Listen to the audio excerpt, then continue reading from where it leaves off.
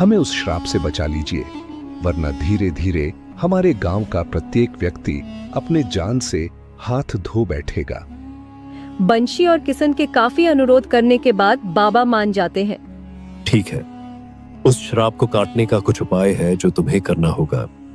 यहाँ से पश्चिमी सीमा की ओर बरगद का एक पेड़ है। तुम्हें उस पेड़ की एक टहनी तोड़कर अपने गांव के शिव मंदिर के पास चलानी होगी और जली हुई राख को तुम्हें गंगा नदी में विसर्जन करना होगा। तब जाकर इस श्राप को काटा जा सकता है। तब पश्चात तुम्हारे गांव को इस श्राप से मुक्ति मिल जाएगी। ठीक है बाबा, आपका बहुत बहुत धन्यवाद। जैसा आपने कहा है हम वैसा ही करेंगे। पर एक बात याद रखना, उस बरगद के पेड़ के पास जाना इतना आसान नहीं है। वहां पर एक ब्रह्म दैत्य रहता है।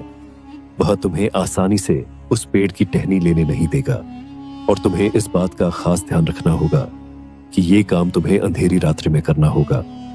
उस समय चंद्रमा की चांदनी उस वृक्ष पर पड़ती है तो उस वृक्ष की शक्ति दोगुना हो जाती है। क्या ब्रह्म दैत्य ऐसा भी कुछ होता है क्या? यह तो मैंने सिर्फ किताबों में पढ़ा था। क्या ब्रह्म दैत्य सच में होते हैं? हाँ, जो तुमने किताबों में पढ़ा था वह सच होता है। ब्रह्म दैत्य सच में है। अब तुम जा सकते हो, मेरे तपस्या का समय हो गया है। बाबा फिर से अपने तपस्या में लीन हो जाते हैं और वह दोनों वहां से निकल जाते हैं। गांव में आकर उन दोनों ने सारी बात सरपंच जी को बताई। यह तो बड़ी समस्या है। अगर ब्रह्म दैत्य सच में है तो मुझे नहीं लगता कि कोई उसके पास जाने का दुस्साहस भी करेगा, लेकिन किसी को तो उस पेड़ के पास जाना ही होगा। सेवक, तुम एक काम करो, तुम गांव में जाकर यह ऐलान कर दो कि जो भी व्यक्ति उस बरगद के पेड़ की टहनी तोड़कर लाएगा उसे सरपंच जी 20 बीघा जमीन दान दे देंगे। सुनो सुनो सुनो, सभी लोग सुनो। हमारे सरपंच जी ने यह घोषणा की है, जो कोई भी आधी रात को उस बरगद के पेड़ से शाखा तोड़ लाएगा, हमारे सरपंच जी उसे 20 बीघा जमीन इनाम में देंगे। सुनो सुनो सुनो, जो कोई भी उस बरगद के पेड़ की शाखा तोड़ लाएगा, सरपंच जी उसे 20 बीघा जमीन इनाम में देंगे। सुनो सुनो सुनो। 20 बीघा जमीन के लिए अपनी जान कौन देगा? जानते नहीं क्या उस पेड़ के ऊपर भूत है?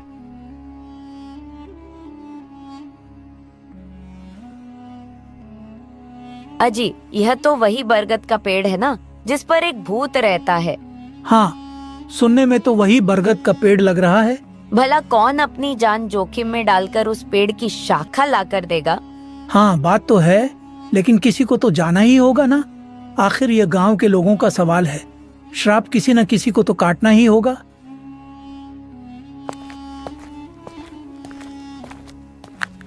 अजी सुनिए, आप कहाँ जा रहे हैं? सुना नहीं तुमने? उसे पेड़ की डाली को जो काट सकेगा उसे सरपंच जी 20 बीघा जमीन देंगे। भाग्यवान, अब हमारे सारे दुख दूर हो जाएंगे।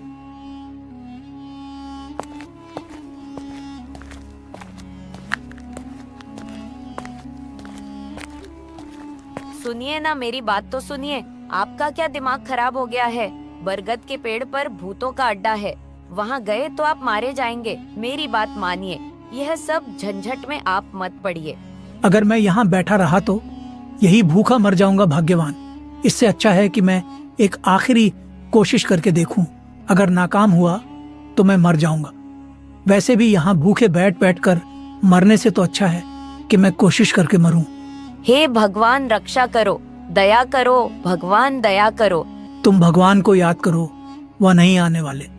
अगर उन्हें आना होता तो वह कब का आकर हमारी मदद कर देते। हम यूं भूखे ना मर रहे होते। मैं जाकर उस पेड़ के पास उन भूतों की कृपा पाने की कोशिश करता हूँ। यही एक रास्ता है।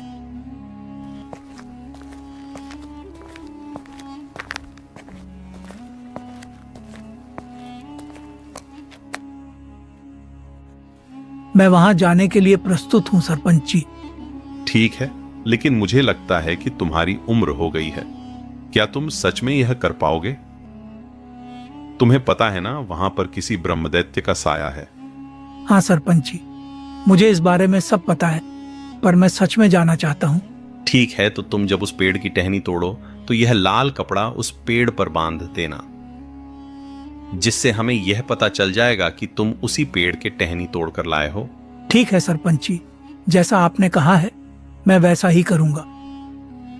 ठीक है, तो तुम आज रात में ही उस बरगद के पेड़ पर एक लाल कपड़ा बांध देना और उसकी टहनी ले आना। और जैसा कि हमने 20 बिगहा जमीन देने का वादा किया है, तुम्हारे टहनी लाते ही वह जमीन तुम्हें दे दिया जाएगा। अब जाओ और अपने जाने की तैयारी करो।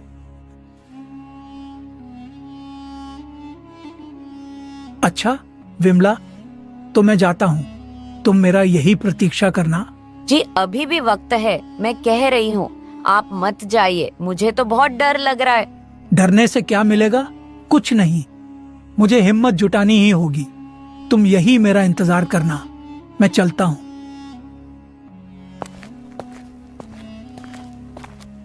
हे भगवान, इनकी रक्षा करना, इनकी रक्षा करना भगवान, ब्रह्म दैत्य से इनकी रक्षा करना।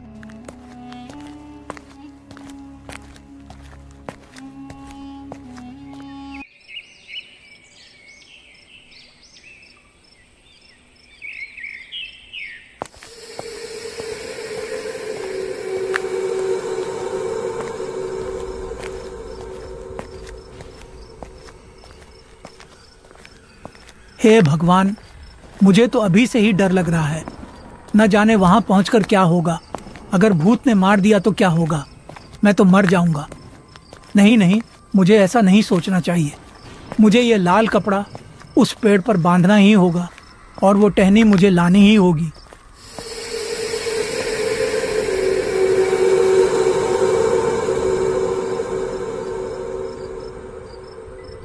अरे, ये तो वही बरगद का पेड़ है।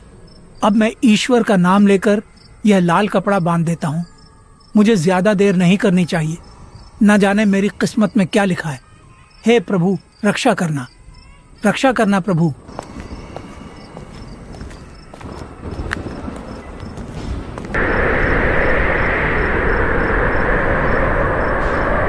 ये भगवान, ये अचानक कितनी तेज आंधी कहाँ से आने लगी? मुझे देर नहीं करनी चाहिए। मुझे जल्द ही इस पेड़ की टहनी पर कपड़ा बांधना होगा। हे प्रभु, रक्षा करो, मेरी रक्षा करो प्रभु। ओम नमः शिवाय, ओम नमः शिवाय।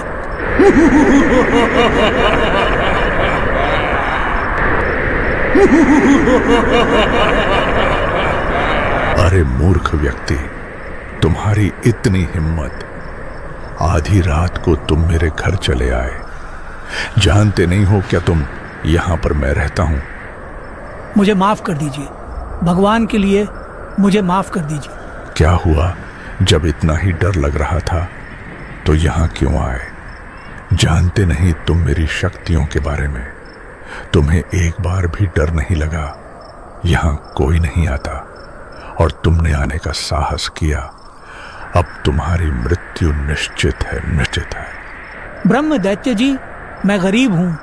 मेरी गरीबी ही मुझे यहाँ ले आई है। मैं गरीब ब्राह्मण हूँ। मेरे घर में 2 दिन से अन्न का एक दाना भी नहीं है। सरपंच जी ने कहा कि अगर इस बरगद की पेड़ की एक टहनी में लाकर उन्हें दूंगा तो वह मुझे 20 बीघा जमीन देंगे। तो तुम 20 बीघा जमीन के लिए इस पेड़ के पास मरने को आ गए? अरे पागल, एक भी टहनी जो तुम्हारे सर पर पड़े तो तुम अभी ही मर जाओगे। ब्रह्म दैत्य, घर में मेरी पत्नी की तबीयत बहुत खराब है। मुझे कोई लोभ नहीं है, लेकिन मेरी पत्नी ने 3 दिन से खाना नहीं खाया। मैंने उससे कहा था कि अगर ब्रह्म दैत्य ने मुझे मार दिया तो मुझे वैसे भी मरना है और ऐसे भी मरना है। तुम्हारी बातों से मेरा मन पिघल गया है। ठीक है, तुमने जो बोला है ऐसा ही होगा। ये लो, ये इस पेड़ की टहनी है। इसे तुम ले जाओ और लाओ, ये लाल कपड़ा मुझे दे दो। मैं इस कपड़े को इस पेड़ पर बांध दूंगा। अब तुम जाओ और इस शाखा को अपने सरपंच को दे देना। ब्राह्मण पंडित वहां से चला जाता है। सरपंच जी, मैं ये टहनी ले आया। अरे वाह ब्राह्मण पंडित, तुम तो सच में बहुत बहादुर हो। भला तुम इस टहनी को कैसे लाएं, मुझे बताओ जरा। क्या तुम्हें वहां पर ब्रह्म दैत्य नहीं मिला? हमें बताओ जरा। हाँ सरपंच जी, वहां पर सच में एक ब्रह्म दैत्य रहता है। तो उसने तुम्हें कुछ नहीं किया, हमें सारी बात बताओ। जी सरपंच जी, वह ब्रह्म दैत्य दिखने में बहुत ही भयंकर है, लेकिन उसने मेरी स्थिति को समझा और मुझे खुद ही उसने यह टहनी लाकर दी है। धन्य हो ब्राह्मण पंडित, तुम्हारा बहुत बहुत धन्यवाद। अब जैसा कि हमने वादा किया था तो तुम्हें हम 20 बीघा जमीन इनाम में देते हैं। इसके बाद सारे गांव वाले मिलकर पेड़ की टहनी को शिव मंदिर के पास जला देते हैं और फिर जली राख को गंगा नदी में बहा देते हैं। उसके बाद उस गांव की ठंड अचानक से कम हो जाती है। अरे देखो देखो भाई, ठंड अचानक से कम हो गई है। हाँ, मुझे भी एहसास हो रहा है, ये ठंड तो कम हो गई है। धन्य हो ब्राह्मण पंडित, तुम्हारा बहुत बहुत धन्यवाद। अब जैसा कि हमने वादा किया था तो तुम्हें हम 20 बीघा जमीन इनाम में देते हैं। बहुत बहुत धन्यवाद सरपंच जी, आपका बहुत बहुत धन्यवाद, मुझे इसकी बहुत जरूरत थी। तो ठीक है, अब तुम उस पर खेती करके अपना गुजारा कर सकते हो। हालांकि तुम बहुत बूढ़े हो चुके हो, तो अपने खेत में खेती करने के लिए हमारे सेवकों की मदद ले सकते हो। वह तुम्हारे लिए बिल्कुल मुफ्त में काम करेंगे। इसके बाद ब्राह्मण पंडित ने सरपंच के सेवकों की मदद से खेती करनी शुरू कर दी और खेती से उसे जो फसल मिला उसको बेचकर उसने अपनी और अपनी पत्नी के खाने पीने का इंतजाम कर लिया। जी, भाग्य तो बदल गया हमारा, आखिर जीत हुई हमारी। हे भगवान, तेरा लाख लाख शुक्र है। भगवान की कृपा तो है ही, साथ में ब्रह्म दैत्य की भी तो कृपा है। हाँ, ब्रह्म दैत्य की भी जय हो।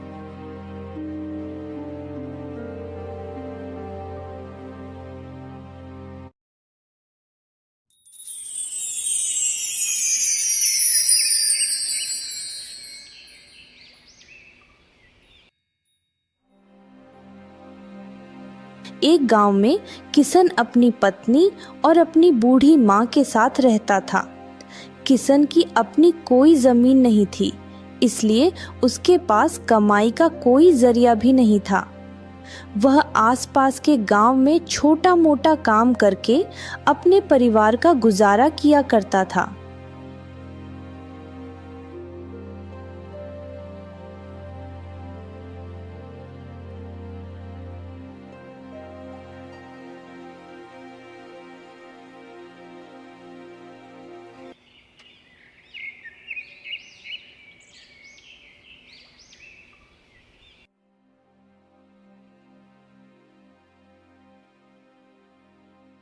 बेटा, आज दिन भर कैसे रहा? कोई काम मिला? हाँ माँ, आज पास के गांव में खेत में काम मिला था। थोड़ा सा पैसा कमाया, लेकिन ये रोज का नहीं है। सोच रहा हूँ कि कब तक ऐसे चलेगा। कोई स्थायी काम होता तो अच्छा होता। तुम दिन भर इतनी मेहनत करते हो, पर फिर भी कमाई पूरी नहीं होती। घर का खर्चा दिन प्रतिदिन बढ़ता जा रहा है। हम कब तक इस तरह जी पाएंगे? बेटा, धीरज रख। मेहनत कभी व्यर्थ नहीं जाती। हम गरीब जरूर हैं, पर ईमानदारी से कमाई गई रोटी में भगवान का आशीर्वाद होता है। जल्द ही कुछ अच्छा होगा। माँ, मैं समझता हूँ कि भगवान हमारे साथ हैं, लेकिन कभी कभी लगता है कि कितना भी मेहनत कर लूं, सब बेकार जाता है। अगर गांव में कुछ और करने का मौका मिलता तो हमें शायद इतनी दिक्कत न होती। क्या पता कहीं और जाकर कुछ अच्छा काम मिल जाए। बेटा, अवसर खुद चलकर नहीं आते। तुम खुद कोशिश करो, कुछ नया सोचो। हो सकता है कहीं से मदद मिले।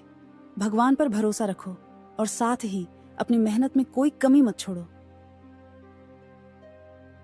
तुम ठीक कह रही हो माँ। कल से मैं और जगह काम ढूंढने की कोशिश करूंगा।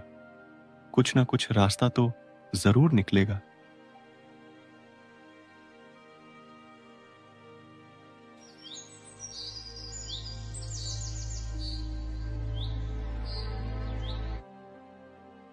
किशन अगले दिन फिर काम की तलाश में निकल पड़ता है। बड़ी बाजार चलता हूं, वहां शायद काम मिल जाए। यह जंगल वाला रास्ता ले लेता हूं, इससे जल्दी पहुंच जाऊंगा। ऐसा सोचकर किशन जंगल के रास्ते निकल पड़ता है।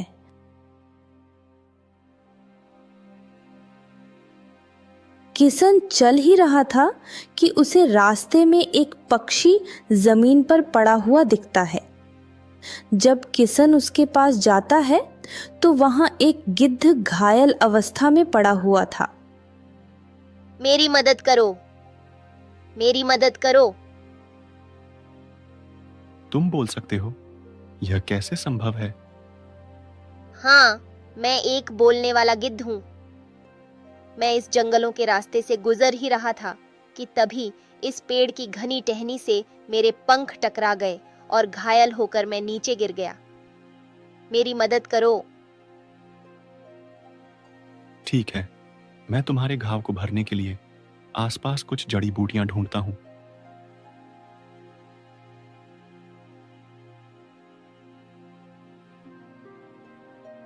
किशन जंगल में से कुछ नीम की पत्तियों को तोड़कर लाता है और उसको अपने हाथों में मसल कर उस गिद्ध के पंखों पर लगा देता है, जिससे गिद्ध को थोड़ी राहत मिलती है।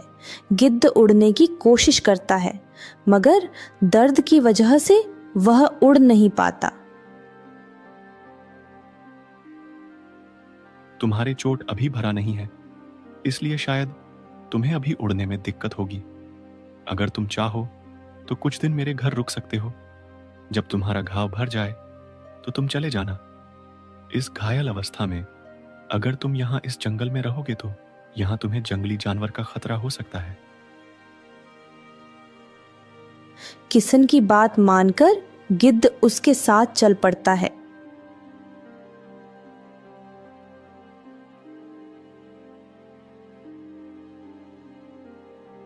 घर पहुंचकर किशन सारी बात अपनी पत्नी को बताता है।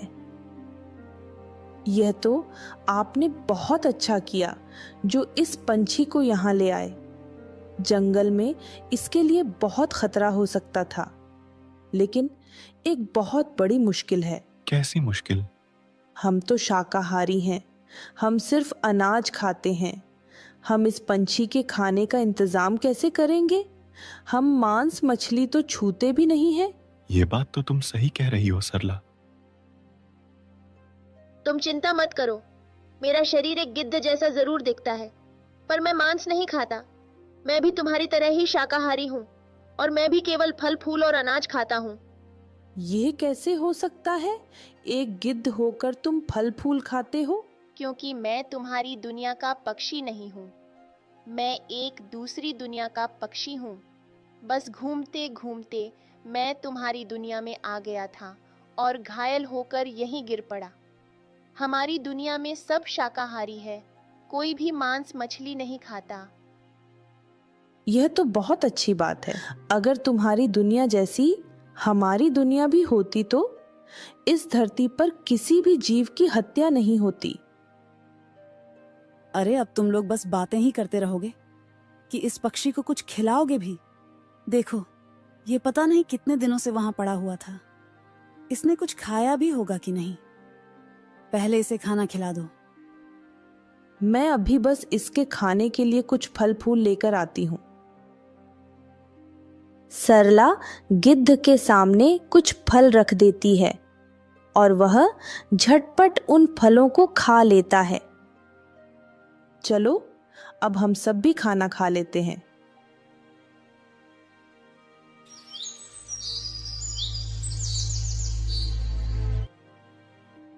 हाय रे गरीबी, ना जाने भगवान ने हमारी किस्मत में क्या लिखा है।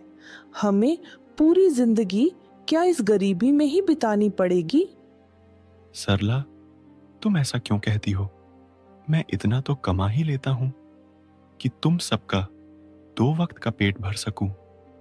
क्या बस 2 वक्त की रोटी से ही आप अपने बच्चों का भविष्य बनाएंगे?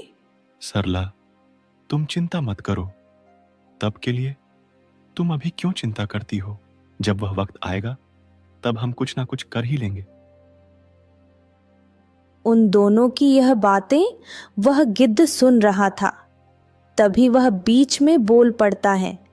अगर तुम सच में इस गरीबी से निजात पाना चाहते हो तो मैं तुम्हें अमीर होने का रास्ता दिखा सकता हूँ। हम अमीर हो सकते हैं? भला वो कैसे? क्या आप हमें अमीर होने का रास्ता बता सकते हैं? मेरी बात ध्यान से सुनो। यहाँ से 10 किलोमीटर दूर सुखपुरम नाम का जंगल शुरू होता है। उस जंगल के अंदर तुम्हें चलते जाना है। जैसे जैसे तुम उस जंगल के अंदर चलते जाओगे, तुम्हें वहाँ बहुत सारी बाधाएं आएंगी। अगर तुम उन बाधाओं को पार करके आगे निकल जाते हो, तो तुम उस खजाने तक पहुंच सकते हो।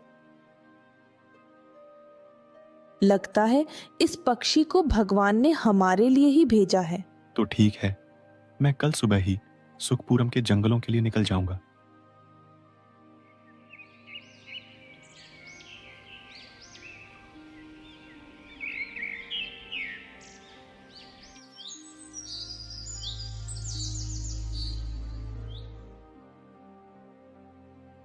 ठीक है, तो अब मैं जंगल के लिए निकलता हूं।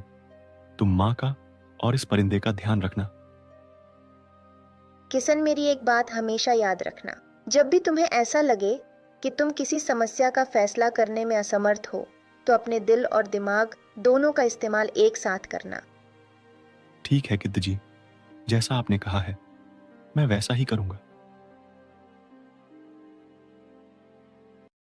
सुबह का समय था।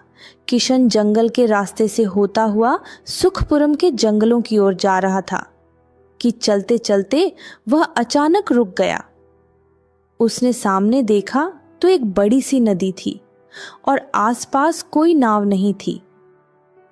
हे भगवान, अब मैं क्या करूं? यहां तो नदी पार करने का कोई भी साधन नहीं है और मुझे तो नदी पार करना भी नहीं आता।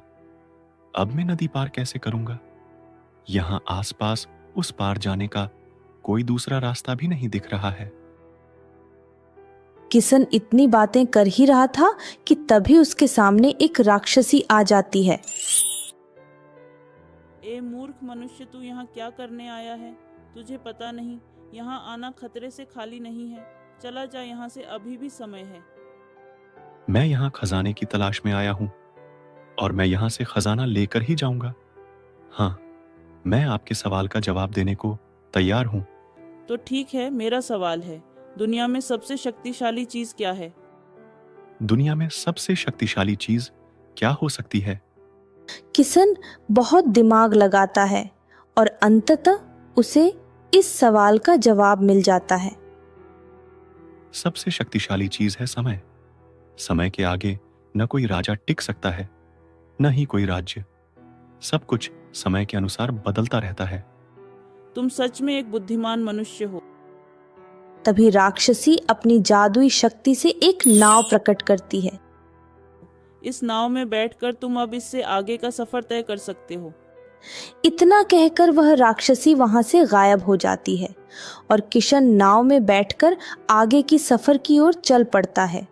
सफर बहुत ही सुंदर था।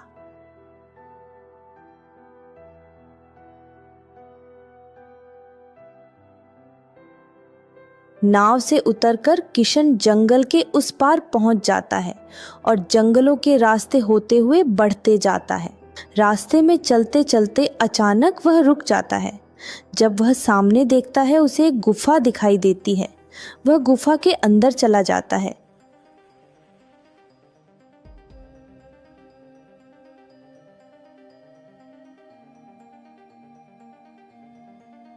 यह गुफा तो चारों तरफ से बंद है। अब यहाँ से आगे जाने का रास्ता कहाँ है?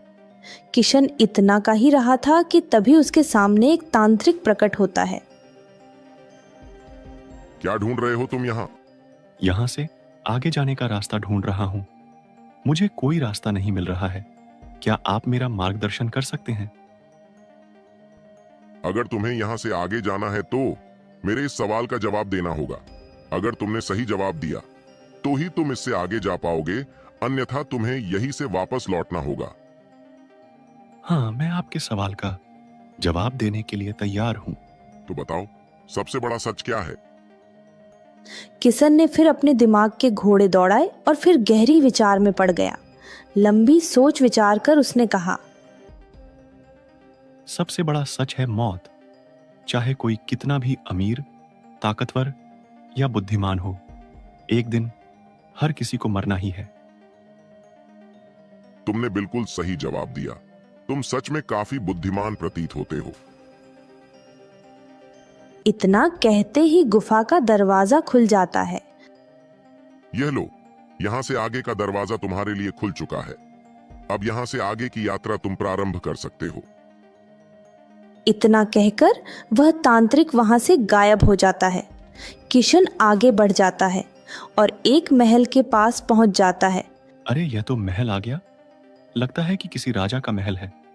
चलो चल के देखा जाए, शायद मेरा तीसरा सवाल यही मिलेगा। किशन महल के अंदर चला जाता है और महल के सैनिकों से कहता है वह यहाँ तीसरी पहेली का जवाब देने आया है। सैनिक इस बात की सूचना राजा को देते हैं। अच्छा, कौन है वह महान पुरुष जो हमारे इस सवाल का जवाब देने आया है? हम भी तो मिले, भेजो उसे अंदर। किशन को अंदर लाया जाता है। कौन हो तुम? यहाँ आने का तुम्हारा क्या मकसद है? अपना परिचय दो मुझे। महाराज, मैं यहाँ से पश्चिमी सीमा दयालपुर गांव का निवासी हूँ। मैं यहाँ पर आपके सवाल का जवाब देने आया हूँ। मैंने सुना है अगर मैं आपके सवाल का सही जवाब दूंगा तो आप मुझे उपहार देंगे। महाराज, मुझे उपहार की बहुत जरूरत है। मैं बहुत गरीब हूं और मेरे पास कमाई का कोई जरिया भी नहीं है। इसलिए मैं चाहता हूं कि मैं आपके सवाल का जवाब दूं। सबसे पहले तुम मुझे यह बताओ कि तुम्हें यहाँ का पता कैसे मिला? महाराज, यहाँ का पता मुझे एक गिद्ध ने बताया था। वह कोई मामूली गिद्ध नहीं है, बल्कि कोई बोलने वाला गिद्ध है। उसी ने मुझे यहाँ का पता बताया है। अच्छा तो बताओ, अगर तुम्हें अपने जीवन में केवल एक बार किसी एक चीज को चुनने का मौका मिले, धन, प्रेम या ज्ञान, तो तुम क्या चुनोगे? किशन सोच में पड़ जाता है। उसको इस पहेली का जवाब नहीं सूझ रहा था। फिर किशन को गिद्ध की कही हुई बातें याद आती हैं। जब भी तुम्हें ऐसा लगे कि तुम किसी समस्या का फैसला करने में असमर्थ हो, तो अपने दिल और दिमाग दोनों का इस्तेमाल एक साथ करना। किशन आंखें बंद करता है और अपने सवाल का जवाब ढूंढने में लग जाता है। थोड़ा सोच विचार कर किशन आंखें खोलता है। मैं ज्ञान चुनूंगा, क्योंकि ज्ञान से ही मैं सही रास्ता और उद्देश्य को समझ पाऊंगा। प्रेम और धन भी सही तरीके से तभी मिल सकते हैं जब मेरे पास ज्ञान हो। किशन के जवाब से राजा बहुत प्रभावित होता है। वाह किशन, तुम तो सच में बहुत ही ज्यादा बुद्धिमान और धैर्यवान व्यक्ति हो। मैं तुम्हारे जवाब से प्रभावित हुआ। महामंत्री जी, जो इस सवाल के लिए जो मैंने उपहार रखे थे वह किशन को दे दो। किशन को इस सवाल के जवाब देने के बदले में बहुत सारे सोने के सिक्के मिलते हैं। किशन, अब से तुम हमारे दरबार के एक विशेष सलाहकार हो। यह सवाल हमने अपने दरबार के विशेष सलाहकार की नियुक्ति के लिए रखा था और तुम इस सवाल का जवाब देने में पूरी तरह समर्थ रहे। अब तुम हमारे दरबार के विशेष सलाहकार हो। अब से तुम अपने परिवार के साथ हमारे दरबार में रहोगे। जाओ, अपने परिवार को ले आओ। धन्यवाद महाराज, आपका बहुत बहुत धन्यवाद जो इस गरीब को आपने इतना सम्मान दिया। उन सोने के सिक्कों को लेकर किशन अपनी गांव की ओर निकल पड़ता है। गांव पहुंचकर वह सारी बातें अपनी पत्नी सरला को बताता है। जी, अब तो हम धनवान बन जाएंगे। अब हमारी भी गरीबी दूर हो जाएगी। आखिरकार राज दरबार में आपको काम जो मिल गया है।